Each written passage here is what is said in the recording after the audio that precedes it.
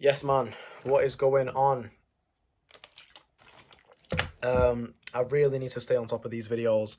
I've been slacking recently, mainly because I've made videos like every day, but they've not had enough oomph to them. Do you know what I mean? I don't know. I feel like I want them to have a bit more in the videos, but most of the time it's just me making calls from home and just locking and making the calls. But today's the 11th. It's currently 2 o'clock. I've not really made that many calls today.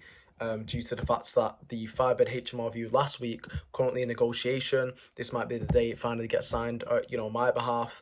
It seems like a good deal. Obviously we've got a property around the corner that we have with the company I work for. Um, that's another 5-bedroom HMO2 which has been filled out just like that. So the demand is clearly there. It's hopeful. Also, what was I going to say? Also, yeah. So also, I've just sent the agreement over to him. I need to give him a call to go through a few points, such as because I've not explained that obviously it's going to go into a different company. I will need to call him up and explain that. I've sent him the agreement before. I've sent it to DocuSign to be able to look over. I've just gone over with my manager from the company I currently work for with the points that basically going over my own agreement. Adding things that he kind of wanted. He wanted I don't know, just little things in there. Obviously, putting in the break clause, and stuff like that. So how it seems at the moment is I'm not paying a deposit. Because we haven't negotiated a deposit, so I'm just gonna leave. If we've not negotiated a deposit, I'm just gonna leave it until he brings it up. If he does bring it up, I'm just gonna try and say to him, please, can I pay more upfront rent? Because instead of I'd rather pay another month's upfront, obviously, than pay a deposit because that deposit's gonna be left in there for 5 years until I get it back. Obviously, the landlord could kind of make the point that well, if you damage the property, then I need it to pay for it. But I'm taking deposits off the tenants anyway. I'm covering the cost of tenants damage to property. I'm taking care of the general maintenance, so my deposit should already be accounted for, really. But if it is the case, I'll just pay it up front. I've got a grace period of 4 weeks. Well, that's what I've put in at the moment. Of course, he's looking through. Now, people might say obviously a grace period of 4 weeks is a lot, but really, that guy's not going to have void periods for the whole 5 years. So I'm not gonna have so you can at least do me the favor of not having a void period for 1 month. Do you know what I'm saying? And using that month to be able to fill the property. Initially, I've just looked now. So the upfront payment that I've really got to do is about £650, um, which is not that bad at all. That is amazing because it's fully furnished. I'm gonna pay a cleaner to come in there. I need to get a few mattresses. I mean, mattress protectors. I also need to some lock boxes. But other than that, that's literally at £650. My money back out's about four point something months. Um, what else? So yeah, I need to negotiate the fact that because I've not explained to him the fact that it's going to a different company, my company. But I'm going to give him a call just before. Obviously, I've just sent him the agreement. I'm going to give him a call, which I'll most likely record and basically say to him like, oh, the company name, it's going to go in my company name due to the fact that the profits are so low, and because obviously the company I work for are paying, Coho, they're paying me to manage the property, so their expenses is going to be much more. Plus, I'm in the area, the profits are low, but I'll be able to take care of it because I'll take the full responsibility. Something along the lines of that. Obviously, we're not negotiating a deposit, so I'm not going to mention that. 5-year tenancy. I've got a break clause after 3 months. Normally it's 6 months, 12 months. I've just put 3 months, which he's agreed to. Um, Rent review, haven't put that in, which he's not asked for. Um, General maintenance, £150, which is normal, especially with profit being, it's only £650, but that £650 got to account for maintenance, got to account for cleaning well, in a HMO, I think it's the legal requirement every 2 months. You might be able to, obviously, no one's really going to know in it, but it has to be cleaned every 2 months. So, I mean, every 2 weeks. So, we're going to try to push that every once a month. Do you know what I mean? Unless, I go in there constantly and make sure that it's fully cleaned. I might even do the cleaning myself if it costs that much.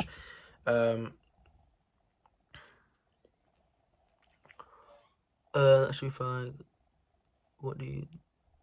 Okay, yeah, that's pretty much it. Yeah. So, just seeing now, gonna give him a call right now, just go through the points, and if I'm able to get that signed, that's amazing. I've made a note of the things that I need to take consideration, such as my own compliances, which is, I'll write it down at the moment, which is the property redress scheme, which I was part of the Samuel Leeds redress scheme, but obviously now that's been gone. But I've not had to be part of a redress scheme because I work with this company to sell deals, so they're all covered. So for myself, I'll be part of a property redress scheme like the property ombudsman. I'll get public liability and public indemnity, and I think that's pretty much it. Yeah. Unless there might be something else. I don't think I need ICO because I'm not installing any CCTV unless I do. Obviously, I've got a limited company, redress scheme, obviously I need it. Anti-money laundering, I don't need that. Client money protection, don't need that. Professional indemnity, public liability. That's pretty much everything, yeah. So I'll do all that, and then I've got a sheet here that tells me step by step how to manage properties. And obviously I'm working alongside these as well, so they'll help me. But let's see, let's hope, man. Let's hope. What's going on, people? I think that's like my new intro now, just like, it's 6 o'clock. Not really done too much today. Well, really, I've not really done anything. I say anything. I have done a bit of things. Obviously, I'm amending this contract. The landlord has come back with 2 points he wants to go over in the agreement. So I'm just getting that sorted at the minute. I'm not gonna lie, I'm excited as much as I'm a bit at the moment. I am excited. He's come back with basically the break clause saying that he wants it. I think because I mentioned something about 24 months, that was for him, which I've not included in the agreement yet because I just want it. The thing is, I don't want to come across as if I'm being sketchy or shady or anything, but I want this to be a win-win, of course, and I want to be able to give him an opportunity to send it over to him to see what he thinks. But I'm not going to say, me personally, hey, Mr. Landlord, do you want a break clause? Do you know what I mean? Because then it's like, well, if he wants a break clause, you know what I mean? He might start thinking, oh yeah, I actually want one after one year. Which means, obviously, I'm in a very vulnerable position because I could only be doing it for 1 year and he pulls out. Do you know what I'm saying? So, I'm trying to be obviously open about what I'm talking about. But this is why I've just sent the agreement to him. I said, look, have a look through. I even said I'll give you a quick call to go over it just to see, you know, if you're happy with everything. Which he said he'll give me a call, so I'll just I'll wait for that. And the other thing was about the grace period. He wants it to be 2 weeks instead of 4 weeks, which I originally did say. So he's in every right there to say. But I just mentioned to him, look, you know, the area of Atherton, sorry, is quite slim. I mean, not slim, sorry, is a lot. The demand isn't as good, which I do know it is good. So it'd take a bit longer to rent out. You know, you're not gonna have a void period for 5 years. Would you mind not giving me a void periods for? Would you mind if you did me this favor of not having a void period for 1 month? Do you know what I'm saying? So if you word it like that, basically you're doing him a massive favor and he's doing you a little favor. It kind of works out. Do you know what I'm saying? Obviously, he doesn't want to be out of pocket because he'll be paying he'll essentially be paying for the first month's rent. Do you know what I mean? You'll be essentially paying for the bills that come through. So, but yeah, I've just asked him potentially if we could do it. Yeah, you know, and days like this, where I have days like this all the time. You know, it might be a month of working hard, 2 months of working hard, or maybe even 1 week of working hard, and it comes to this position whereby the day is unusual. It's like, it already feels kind of unusual because you're working from home. You know, it's all about mindset. It's all about working smart as well as working hard, but working smart. You know, if I can, because realistically, you know, if I'm doing deal selling and working with this company, I could do fuck all for 25 days, and then for the 1 day of the month. I mean, well, why did I say 25 days? I meant to say for the whole month. But basically, you get the picture. I could only do work for 1 day of the whole month, and then get paid from deal selling, and find a good deal, get it organized, and get paid. Do you know what I mean? This is the opportunities that can come first working a full-time job, and I could work a full-time job and work 40 hours a week. So what's that? 160 hours a month. For the exact same pay that what I could do in a day's work for 1 hour. And this is what's insane. This is about working smart. And of course, there's risks to it. Of course, there is. But it's about mitigating them risks, and it's about knowing how to find these deals, which I do know. And of course, going into the purchases and stuff, I'll be able to, learn more about that and put in all my time and effort into that to be able to get the deals. And then eventually, bit by bit, maybe even start my own deal sourcing company. Maybe start my own management company. But this is why I'm focusing on this target at the minute. But anyway, I'm going off balance here. It's so hard to even though I know this mindset and then understand it, to really look at myself and say, look, I have all this free time. What am I doing with myself? I feel like I'm doing fuck all some days, and this is the thing. It's annoying to me. I don't want to say to myself that, oh, I'm not doing anything. Do you know what I mean? I always want to be doing something to try and live up to that idea that I'm working smart. I'm not just using my time to take advantage and sit at home and do fuck all. Because trust me, if it came to working a job and making 100k, yeah, I'd fucking do that. Do you know what I mean? But I know this is a smarter way of doing it. There's no point working 40 hours a week if I know I can work with these. And I am, don't get me wrong, I am working the 40 hours a week or whatnot, but it doesn't feel like it because it's a job that I truly want to do. And obviously, it's on commission. Days a bit different. You have your own rota. It's not as, I'd say, it's not to say a full-time job is hard, especially if it's, same task every single day, but just effort, maybe, especially if you're standing up or you have to put up with a manager all the time. Do you know what I mean? Like one that's always down your way, obviously that's just long, and the whole environment of it is nuts. But yeah, so days like this where it comes to me not doing much, it happens, but it's good to understand that, just take the whole day off. Just if it gets to the point whereby you can clearly see that nothing's going ahead, you've got something you're focusing on, something's in your mind, something's doing this, just take the day off. And I don't mean to say, like, obviously be a bitch and just be like, oh, something's happened, I'm just gonna. No. It's differentiating the two. It's like you understand that you couldn't fully do this, but maybe you're knackered. Maybe, for example, you've got an agreement going through and all you can think about is this, and you're trying to put all your energy into this and making sure you've got everything lined up.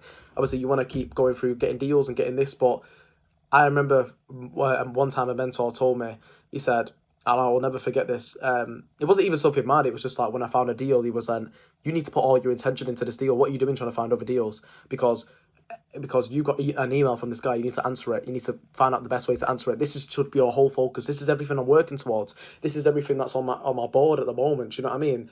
To get my first R2HMO this month, March.